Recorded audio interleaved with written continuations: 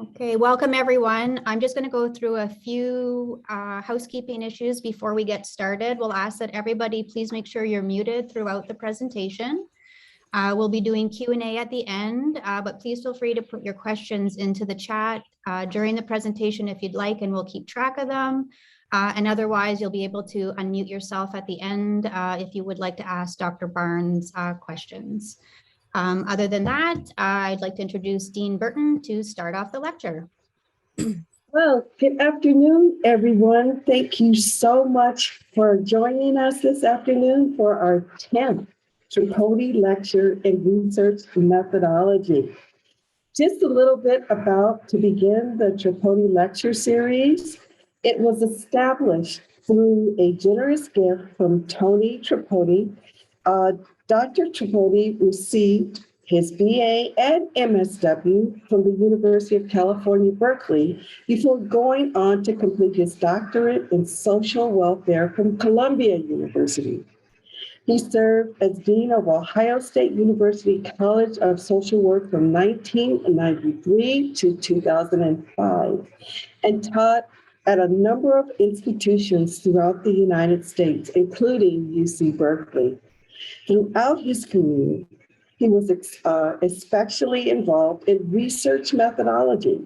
We are grateful for his support in establishing this endowment, allowing Berkeley Social Welfare to continue educating people on research topics relevant to social welfare. Before I provide the introduction to the wonderful Dr. Carolyn Barnes, I will just recount our land acknowledgement. We would like to recognize that Berkeley sits on the territory of Huchun, the ancestral and unceded land of the Chochenyo Ohlone, the successors of the historic and sovereign Verona Band of Alameda County. This land was and continues to be of great importance to the Ohlone people. We recognize that every member of the Berkeley community has and continues to benefit from the use and occupation of this land since the institution's founding in 1868.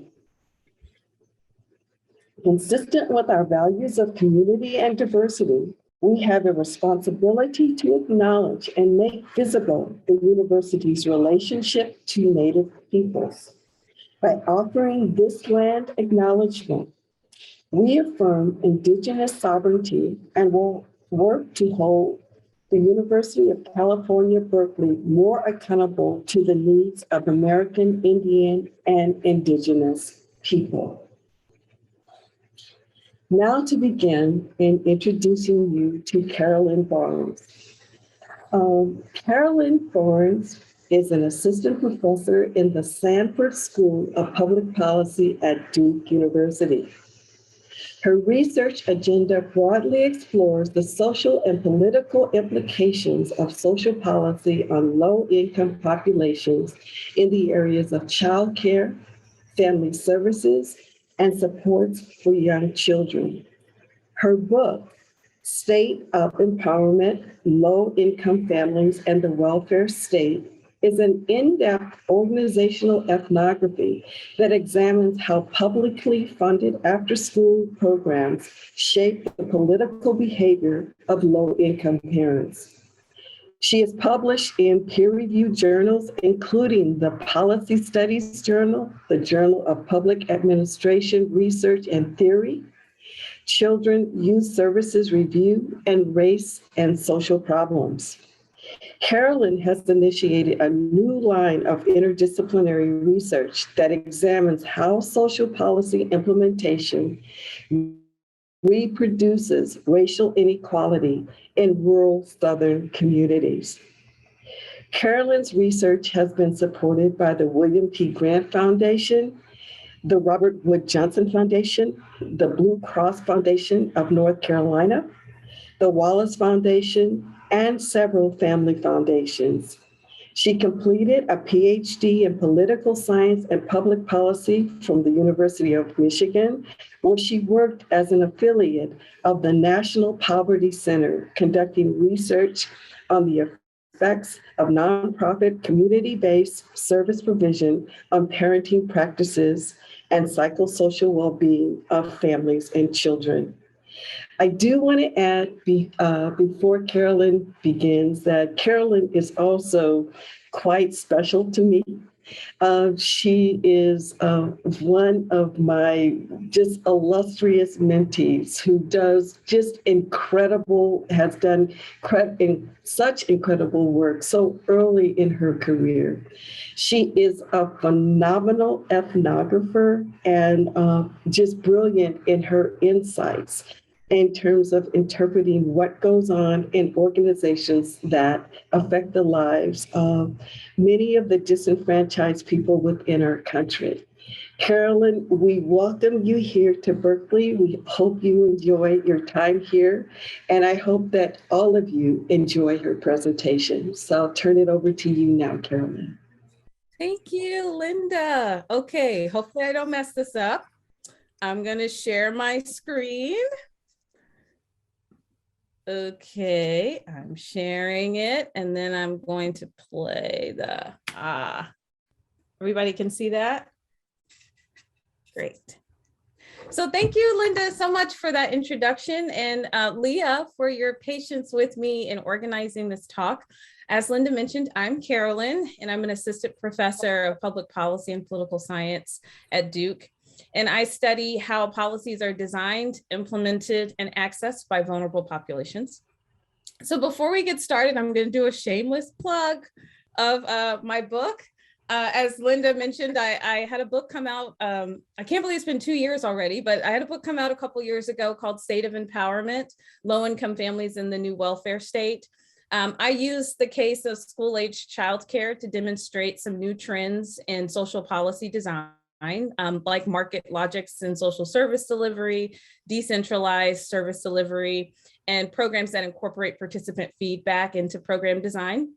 And I show how these different features of the new welfare state can empower low-income parents to participate in civic and political engagement at the local level. So it's a super fun book to write. It's an ethnography of after-school programs, so it involved a lot of hanging out with 10-year-olds and reading books to kindergartners and attending parent meetings and doing community work. I view it as a positive spin on what's a pretty negative turn in social policy.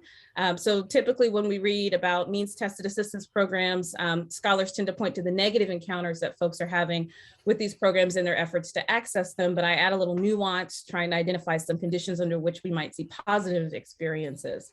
So if you are interested, I encourage you to click on the link or screenshot the link because it's open access. So it's free. So enjoy and cite widely. But I'm not going to talk about that book today. I'm going to talk about a new book project for which I'm rounding out some data collection. And that is the topic of today's talk. So for some background, I'm a native North Carolinian. I grew up in rural East North Carolina, although I do not sound like it after many years of being in the Midwest. And I was excited to return home to North Carolina when I started my job at Duke. I started this project 7 years ago. So I was visiting a bunch of rural county health departments and social services offices. And I was interviewing WIC workers, SNAP workers, Medicaid workers, and everybody in between. And the first question that I'd ask them is to tell me a little bit about themselves. How long have you lived here? How long have you lived in this county? How long have you lived in this town? And I would ask them to describe how their communities had changed over time and how their communities shaped the way they did their work. And what I heard was surprising. So instead of hearing pat answers about not having enough resources and having too many clients, or pat answers about the good old days and what kids these days are doing and how the community has changed, people repeatedly talked about a rigid social order. They recounted stories about power and oppression, and they clarified who were the haves and who were the have-nots, and how the haves or the elite of these communities continued to disadvantage others. And they also repeatedly use this term, it's who you know, when describing the social order. So that's where the title of the book comes from. So it became very, very clear to me that workers viewed an entrenched white power structure as shaping in many ways, and in many ways undermining their capacity to do their work. So the purpose of today's talk is to walk you through a story about how the welfare state becomes a tool for white elites to maintain a social order and to reinforce racial disparities and poverty. So I want to be clear, this is still a work in progress, but I'm going to present the broader theoretical framework that I'm developing on the data that I've collected thus far, and I welcome your feedback. So here is my first slide that is sort of demonstrating some key differences in rural and urban poverty. So as you can see, in the Northeast and Midwest, the differences between rural and urban poverty are pretty small. But when we get to the West and the South, we see some differences kind of grow. So in the Midwest, or excuse me, in the West, rural poverty is at 16.2% in 2018, in comparison to urban poverty, which is at 13.5%. And in the South, we see an even greater divide where 20.5% of folks in the rural South are in poverty in comparison to 14.4%. Now, this graph breaks poverty down by race and metropolitan status. So you get to see the racial breakdown. So rural poverty is higher than urban poverty for all racial groups, but rural poverty for racial minorities dwarfs urban poverty for these groups. Okay, so over 30% of African Americans and Native Americans in rural communities live in poverty. 23.8% of Latinos live in poverty in rural communities, while only 13 to 14% of whites live in poverty in rural communities. And the racial disparities of poverty widen specifically in rural communities. So we know that 60% of African Americans live in the South, and rural Southern communities have become new destinations for Hispanic and Latinx immigrants.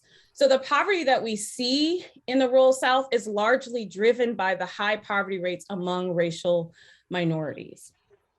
And these patterns of poverty aren't new. They have been the topic of research for sociologists and economists alike for a while. Rural sociologists tend to point to the distinct features of rural communities that contribute to these high poverty rates. So as I mentioned, this rigid stratification where there's a limited social mobility. People aren't, there's not a lot of patterns of intergenerational mobility in rural communities. And a part of that is due to the nature of insular social networks. So one of the things that I learned as I was doing much of this data collection is that economic opportunities really depended on the strong rather than the weak social ties folks had in the community. So family reputation really mattered.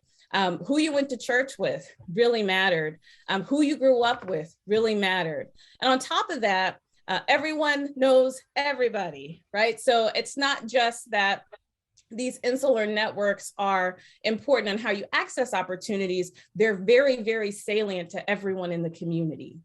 So in addition to the rigid stratification that's maintained through these insular networks, we also have this economic decline that's happened in the past 30 years due to restructuring or the globalization and technology trends that have prompted a demise in manufacturing and extractive industries. So we see the rise of service industries in lieu of the good factory job.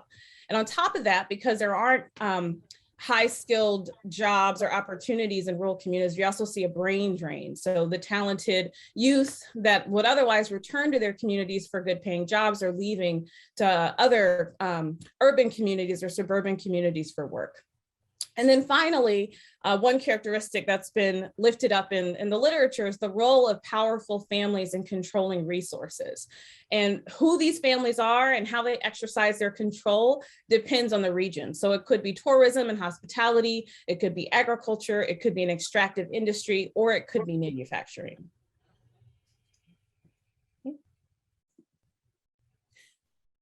But there are very few studies to date that really put the pieces together in terms of the welfare state and these unique characteristics of rural Southern communities. So we don't really know how the features of rural Southern communities are shaping the way the welfare state operates, or how policies implemented in these communities to reinforce or transform these disparities. So that led me to a set of questions. How do the distinct features of rural communities shape how public welfare agencies function in the rural South? And how do these agencies alleviate or contribute to economic stratification? Oops. So why North Carolina? Well, at the time that I started this study, poverty had not yet fallen to pre-recession levels in North Carolina. So North Carolina was lagging behind other Southern states in recovery from the recession. So the North Carolina poverty rate outpaced the national poverty rate. As you can see, in 2018, North Carolina's poverty rate was 14.7 in comparison to 12.3% of the US population being at or below the poverty line. And there are those wide racial disparities in poverty. So I showed you the national trends, but if we were to break down North Carolina's racial gaps in poverty, we would see something very similar. And most of the poverty that we see in North Carolina, it's concentrated in rural communities. So North Carolina, it looks like a lot of rural Southern states. It looks like a lot of rural communities that are struggling economically and have persistent poverty along racial groups. And then on top of that, North Carolina is one of 10 states that's devolved administrative authority to county level government. So if you are a student of welfare reform, you know that there was a devolution revolution in the mid-90s that empowered states to determine a lot more on the eligibility requirements and generosity of some of their social programs, in particular the cash assistance program. But some of that decentralization or that devolution has spilled over to other means tested programs like SNAP, like Medicaid. And North Carolina is one of those states that have that's given counties a lot of discretion in how those policies are implemented. In particular, counties are responsible for a portion of the administrative costs of delivering those programs. And I'll expound on why that's important and when we get through to the next couple of slides. And then another reason why I've chosen North Carolina as a case is because the vestiges of the landed gentry still dominate county government and economic development. North Carolina is a place where if you drive, maybe 30 to 50 miles out of any urban center, and by urban center, I mean the Triangle or the Charlotte area, you're going to run into a town where people can trace power. People can trace power through family lineage, and people can tell you who's in control. So slavery, though it was so long ago, and we know that slavery still shows up, the consequences of slavery still shows up in contemporary society. It is especially salient in these small towns and in these rural counties in North Carolina. So what's my method? It is a mix of an organizational and community ethnography. I spent a lot of time in 3 counties over the past now 7 years, conducting participant observations in social service agencies and in communities. And this included going to church services, going to community events, going to community leaders and informants barbecues and kickbacks, and going to local public schools, doing observations in those settings, in addition to completing 94 worker interviews across a range of means tested programs, talking to 141 program beneficiaries, and conducting 30 community stakeholder interviews, some of which are in progress now. I also draw from historical documents and some administrative data to examine how these power structures are undermining performance and delivering means tested assistance. So here are what the 3 counties look like. We have Granite, Caves, and Finner. Granite and Caves are the 2 rural counties. And Granite is about 40,000 folks. 67% of those are white. Nearly 30% are African-American, and 5% are Hispanic. What I want you to notice about the two rural counties that I've selected is that they're experiencing pretty high poverty. So more than 20% of the county's population are impoverished, and they're racially diverse. So we have more than 20% of these counties being African-American or Hispanic. So those were the selection criteria, because the literature suggests when there's enough racial diversity, there's an incentive for social control through political power. So I selected counties that sort of reveal that. Now, Cades County is another rural county where 50% of the county's population is white, 40% is African-American, 8% is Hispanic. The median household income is about $38,000, and the poverty rate is around 23%. Finner County is a metropolitan county with 900,000 residents, 57% being white, 33% being African-American, and 15% or 14%, excuse me, being Latino. The median household income is $64,000 a year, and the poverty rate's around 10%. So the poverty rate's actually a little lower than the national poverty rate. And here are the poverty rates by county by race. So in the two rural counties, so Granite and Cades, we see these big jumps in terms of the racial disparities relative to white folks in these counties. African-American and Native American and Hispanic or Latino folks are experiencing 2 to 3 times more higher rates, I should say, of poverty relative to white folks in these counties. So for example, in Granite County, 14% of whites are in poverty in comparison to 33% of African Americans and 30% of Native Americans and 34% of Hispanic or Latinos. If we compare white rural poverty in Cades versus other racial groups, 11% of white folks in Cades County are experiencing poverty in comparison to 30%, and 49% of Native Americans and 53% of Hispanic or Latino folks. So the gaps are pretty wide. The gaps exist for Finner. So there are racial disparities in poverty in this urban county, but as you can see, the disparities in these rural counties are dwarfing what we're seeing in the urban counties. So 6% of whites in Finner County, the metropolitan county, is experiencing poverty in comparison to 17%, 23%, and 24% for Black, Native American, and Hispanic or Latino. So that's the racial makeup of the counties. So what's the method that I bring to the table in addition to taking an ethnographic approach in terms of how I'm thinking through the theories and how I'm analyzing the data as I collect it? I use an interpretive method through the sort of a public policy framework. A lot of folks have different views on what an interpretivist or an interpretive method means based on their discipline, but I'm coming from the public policy, public administration space.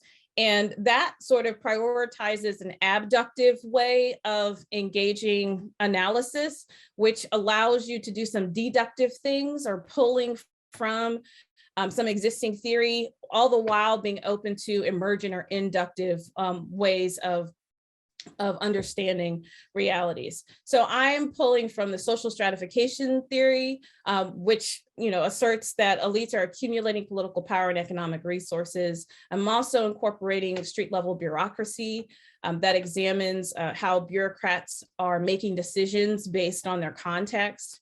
And then I'm pulling in the administrative burden research, which I've done quite a bit of work in, that really analyzes how people are facing burdens and accessing benefits. And I'm connecting that to the kinds of hardships that families might face when they're not able to access benefits. So drawing from these 3 literatures, I'm combining a deductive and inductive analysis, and this is all iterative. So again, as I mentioned, this is a work in progress, and I really do welcome your feedback and helping me sort of think through the findings. So here's the social order of the rural counties. This is just sort of a draft of how I'm thinking about the social order. So we have the white landed elite at the top. They're a small group. Then we have the white middle class. We have the Black working class. We have rural poor whites. And then we have the rural poor that are African Americans, Latinos, and Native Americans. So the book demonstrates how DSS, so DSS I refer to as the Department of Social Services. So DSS ends up reinforcing that social order that you just saw. So here's the emergent framework. Landed elites control economic opportunities in the community while simultaneously controlling the budget constraints of DSS. DSS then offers employment to the middle class while buoying the low-wage service industry by bringing revenue into local retail and businesses that offer low-wage work. So on the flip side, DSS is offering public assistance programs that supplement these low wages. Okay, so landed elite are controlling economic opportunity for the middle class, and they're also controlling the purse strings of DSS. DSS is supplying low wage work through local revenue, while also supplementing the wages, the low wages that folks are receiving through means tested assistance. Okay, so that sounds a little complicated, but I promise you, I promise you, you'll see how this works in the quotes. So here's an example of how white landed elite serve as a nexus of economic and political power. So this is coming from a worker that I interviewed, and she says, when I asked her to describe her community, she says, the ones who have always thrived continue to thrive, and the ones who have always struggled continue to struggle. You have certain families who have been in Millsville, that's the county seat for Granite, and those were also the families that were plantation owners. There are also the families that had money back then. They just continued to help their own. Old money controls what comes in and what doesn't come in.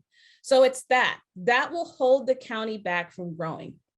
So this worker is explaining who's in control, these old moneyed families that owned slaves, these plantation owners, and how they're continuing to constrain the county from growing economically in the present. A similar pattern emerged in another county seat. This worker describes old money, which is rooted in land and agriculture, how it controls economic development and social interactions. So she describes old money as contributing to the fact that this county is a shell of what it used to be. That's the term that she used. Like old money, like they got it. You're only going to shop here. You're only going to do this specifically here, and you're only going to deal with certain people. So they kind of run the stuff. They're really running the town. So old money is exerting economic influence. And in this case, they're also exerting dimensions of social control. They're almost totally controlling everyday life. So old money is determining where you work, where you shop, and who you interact with. So they're the nexus of economic and political power in these two counties. Okay. So I've demonstrated how landed elite are controlling economic opportunity. Now you might ask, how do they exert control over DSS?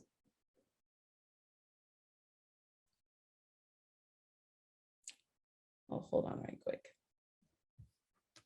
Here's some other examples of how white landed elite are constraining economic development. So we have even more evidence before I move on to how they're controlling DSS. Here's an example. It's not a lot of educated people here because of the fact that there's no jobs here. We've had 7 plants that's closed down. So back to the economic restructuring component. We've had 7 plants that's closed down. I mean, half the people here barely have a high school education. There's just no reason for people to live here. It's not a lot of room for growth. Our county commissioners and city council, so it's political power, and all of that stuff, it's still very old fashioned, an old way of thinking. It took us forever to get Lowe's because they didn't want to upset the guy who had done wood in the town because he's one of the money makers of this town. And this is a Medicaid worker who again is responding to the question of, how would you describe your community? So clearly the social order and who has power and who has control is especially salient. So here's another example of white elites constraining economic development. There are no jobs here. The only thing is here, it's a lot of family-owned businesses by white people. So they employ their family members. So to be an outsider, to try to get in, if you don't look like them, you're not getting a job.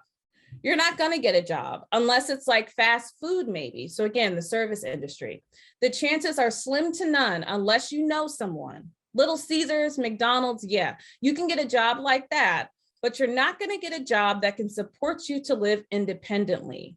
Those kinds of jobs are not for Black people.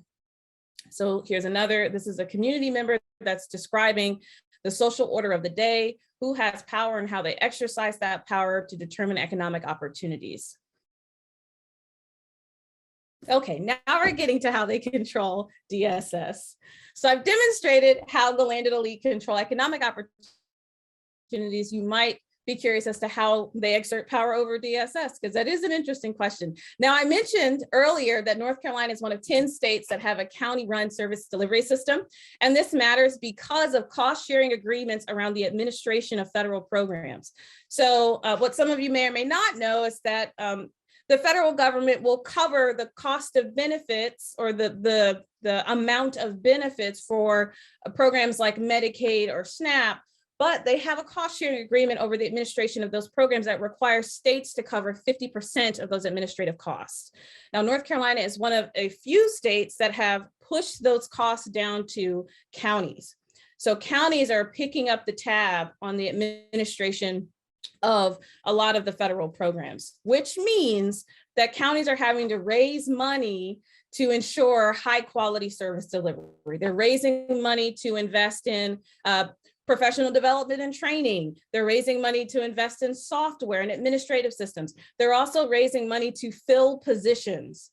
So all of these things are the county's job, and it really shapes the degree to which workers can deliver services. So that's how this matters. The landed elite, through their power in county level government and the way that the federal government has set up cost sharing agreements, they really are exercising a lot of influence in how DSS runs in communities. So you end up having local white elites control the county board of commissioners. And some of those commissioners end up serving on DSS boards. So every Department of Social Services has a board.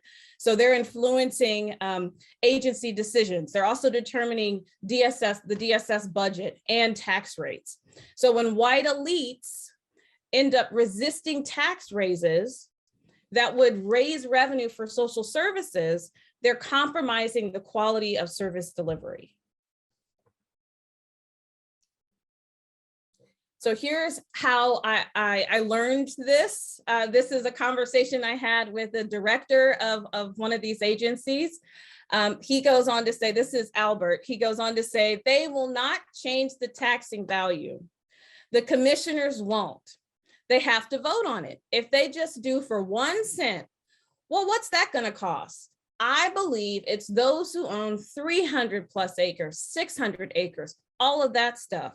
It would affect them a whole lot. So again, land ownership and political power. There's a lot of money in there. So yeah, you cannot continue to operate, this director saying he cannot continue to operate his agency without increasing the tax, but they just won't. One of the commissioners, Commissioner Smith, I think he has a family farm. And I think that's kind of one of the influencers, okay?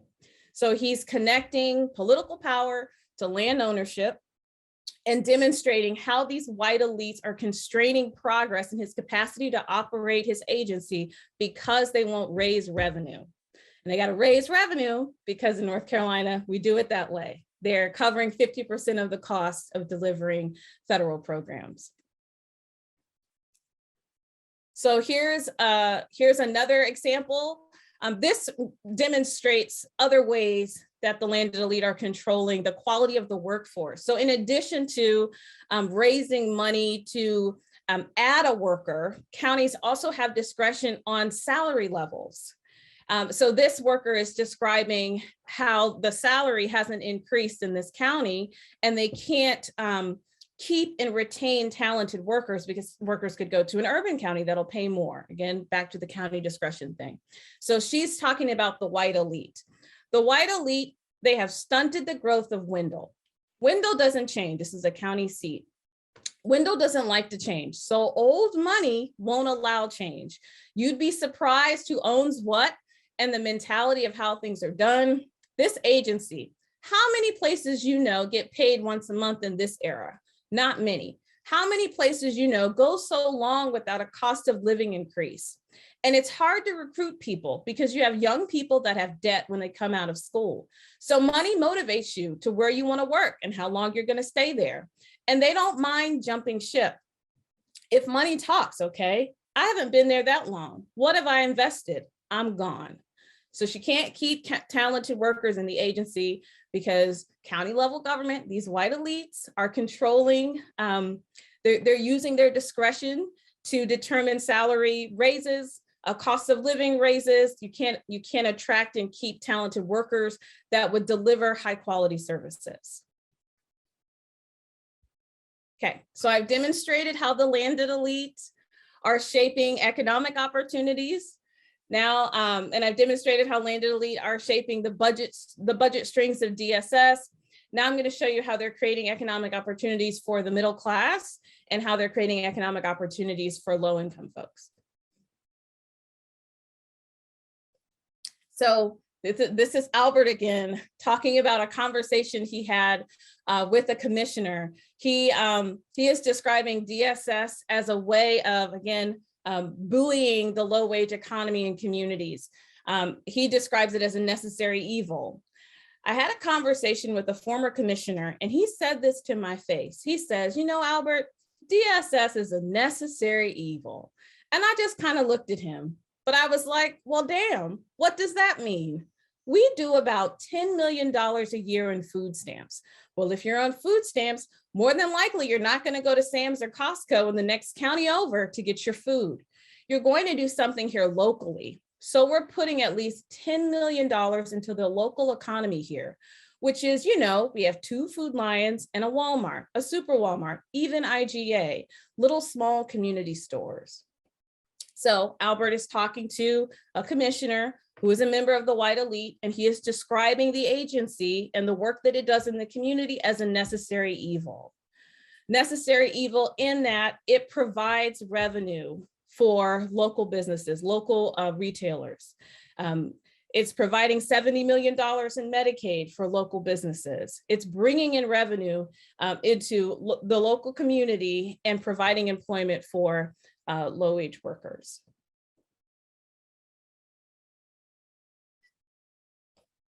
Now here's how DSS is employing middle-class elite.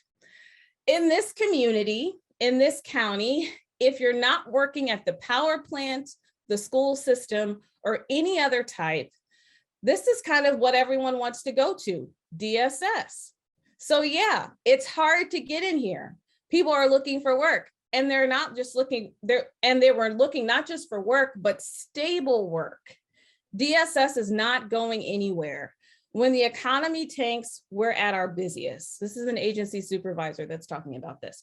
So one of the things that happen when you have these elite families that are controlling the purse strings and they're also controlling economic opportunity is that you have county level employment becoming more and more attractive because it's stable and it offers benefits. So as county employment becomes more attractive, and white elites are working to pull the purse strings of the agency, it's harder and harder to get in, right? And this is when we see the importance of these strong social networks popping up, right? So if you can't get into DSS by just applying, you're gonna get into DSS based on who you know. So here's an agency supervisor describing what employment at DSS means. So she says it's a paycheck. So people are really looking for stability when they're coming to DSS. This is not about public service motivation. This is not about an intrinsic way of giving back to the community. This is not about their social identities as bureaucrats. This is about a paycheck. This is about stability in a local economy that is unstable and only offers service industry work. It's a paycheck. And then they think about state retirement or government retirement. I hear all those types of things, but not really, I love my job. I can't wait to get to work. But it's like, well, this is a job. It pays my bills. I know if I retire, I have county government and state government retirement. Okay. Okay, let me go. So demonstrated economic opportunities, how landed elite are controlling economic opportunities, how landed elite are controlling DSS, what this means for the local economy and low wage work, and what this means for middle class elites who somehow end up landing in a job at DSS. So what does this mean in terms of the consequences? So DSS ends up employing the middle class while simultaneously burdening the poor. So because of scarce employment, DSS workers are gaining entree into the agency through their family and social networks, through those strong ties. So as a consequence, the workforce is not well trained, they're not very professional, and they're not motivated to provide high quality services. So what happens is you have, for example, a Medicaid unit or a SNAP unit that got their jobs primarily through their social networks rather than their professional credentials and training. They end up having to interpret complicated policies to stay abreast of policy changes and fail to do so very well. So federal performance indicators like the time it takes for you to process an application, or the percentage of the caseload or the applications you've received that are processed within federal guidelines, the timeline, the deadline, or error rates. Did you overpay? Did you underpay out benefits? A lot of workers fail to meet the federal performance standards and they end up going under corrective action. So county agencies will go under corrective action where the state has to review county level performance on these indicators and they audit the county. And what happens when a county gets audited is they end up losing more resources. They have to pay for the audit. They have to pay for the state to come in and review records and put in place workers that can deliver services. So here's an example of DSS employment being contingent upon these strong social ties. A lot of times, it seems like certain people are already picked to go into a position beforehand. It's just floored some of us totally because some people don't have any experience at all. And they'll automatically get certain positions that they've never even had any training on for that job before. And I just don't see how that can happen. But that has happened a number of times. It's because of who they know, who they're related to. And they could have known them, they could have grew up here, they could have known them for a long time. So DSS employment is scarce.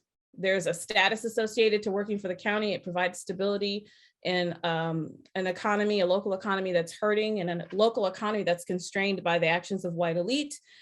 You get your job by who you know, and it doesn't mean that you're the most qualified person to do the job. So what does this mean for the folks that I talked about at the beginning, those who are struggling, the folks that are experiencing poverty in rural communities, which are primarily families of color? It means that they're excluded from economic opportunity based on who they know. If they don't come from the right families, if they don't go to the right churches, if they don't know the right people, they don't get well-paying jobs. They don't get entree into stable employment. And in addition to that, it creates administrative burden for folks that are trying to access benefits. So people are going to have more stigmatizing interactions with workers given the social divide. If you know that you are at the bottom of the social order and your caseworker, your Medicaid or your SNAP caseworker has gotten this elite position at this agency, you're probably going to experience some stigma, and you're probably going to be disempowered in that interaction. And in addition, it creates high compliance costs, which we define in public administration as having to resubmit documents and fill out paperwork over and over and over again. I've had countless interviews with folks that tell me how on top of their paperwork they have to be, and how they have to preemptively get on their workers about submitting their paperwork on time because of workers' mistakes and poor case management. If you got your job because of who you know, or a white, a primarily white elite county board of commissioners won't hire additional workers, won't raise taxes to enhance the DSS workforce, you're probably going to have some burdensome things that happen to folks that are trying to access benefits. And then discontinuity in services. So delayed benefits, if people receive their benefits at all, and ultimately greater hardship for those that are trying to access federal programs. So here's the social order again. We have the white landed elite that are controlling job opportunities in the community while simultaneously controlling DSS resources through their power in county level government. DSS serves to maintain the social order by employing the white middle class and funneling money into the community that supports low wage employment for the Black working class, rural poor whites, and rural African Americans, Latinos, and Native Americans. And then we have on top of that, this whole dynamic creating tenuous access to public assistance, right? Because DSS employment is contingent upon who you know. Economic opportunities in these communities are contingent upon who you know. This disadvantages those that are trying to access the safety net.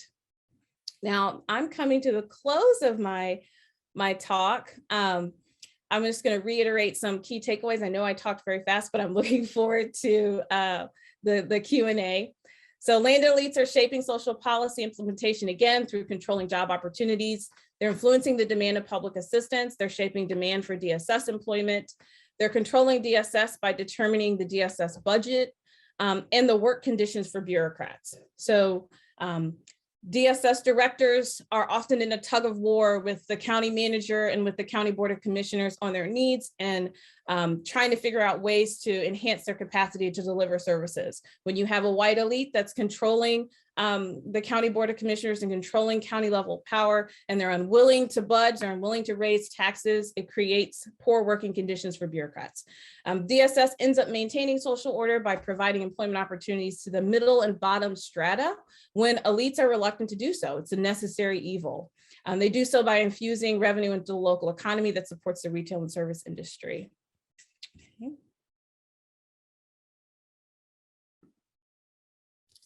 So what does this mean theoretically? Let me change the view. Oh goodness, I need to change the view. What does this mean theoretically? It opens up the black box of local political ideology. So if you're a student of welfare reform and you're a student of social policy, you've probably seen some folks argue for local variation as a way to innovate and create new things and new ideas and new ways of delivering high quality services. But you probably also heard the narratives about the downside of devolution and creating these racial disparities. And one of the variables that people point to is local political ideology and local political culture as undermining the capacity for the welfare state to serve the vulnerable. So this is used to explain variation in welfare spending denials and TANF sanctioning patterns, but I open up the black box by showing community level processes that constitute this local political culture. So we no longer have this sort of fuzzy local political ideology or what's happening in these communities.